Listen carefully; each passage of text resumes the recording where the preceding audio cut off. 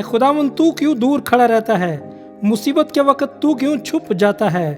شریروں کے غرور کے سبب سے غریب کا تندی سے پیچھا کیا جاتا ہے۔ جو منصوبے انہوں نے باندھے ہیں وہ انہی میں گرفتار ہو جائیں، کیونکہ شریر اپنی نفسانی خواہش پر فخر کرتا ہے اور لالچی خداوند کو ترک کرتا بلکہ اس کی اہانت کرتا ہے۔ شریر اپنے تکبر میں کہتا ہے کہ وہ باز پرس نہیں کرے گا۔ اس کا خیال سراسر یہی ہے کہ کوئی خدا نہیں، اس کی راہیں ہمیشہ استوار ہیں، تیرے احکام اس کی نظر سے بعید و بلند ہیں۔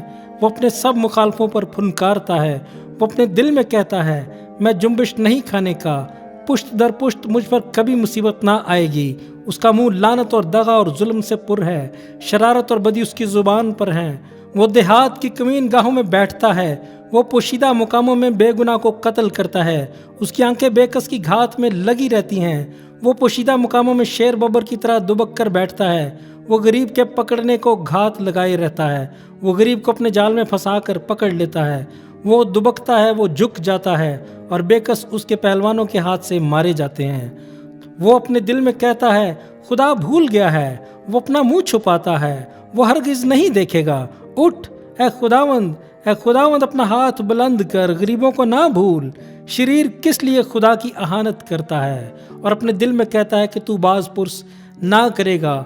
تو نے دیکھ لیا ہے، کیونکہ تو شرارت اور بغض دیکھتا ہے تاکہ اپنے ہاتھ سے بدلہ دے۔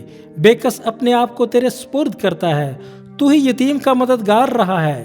شریر کا بازو توڑ دے اور بدکار کی شرارت کو جب تک وہ نابود نہ ہو ڈھونڈ ڈھونڈ کر نکال۔